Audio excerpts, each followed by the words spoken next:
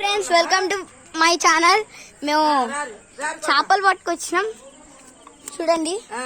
పాంప్లెట్లు ఇది పాంప్లెట్ కాదు ఫ్రెండ్స్, ఏదో ఉత్తి చేపలు అని ఇచ్చింది.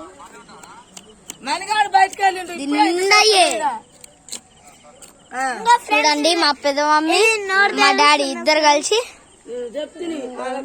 చూడండి. ఇది గుర్తుదే ఫ్రెండ్స్, చూడండి ఇవి పాంప్లెట్లు.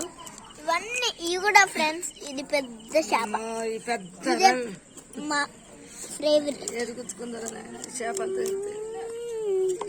పాంప్లెట్లకి ఎక్కువ ఉంటాయి పెద్ద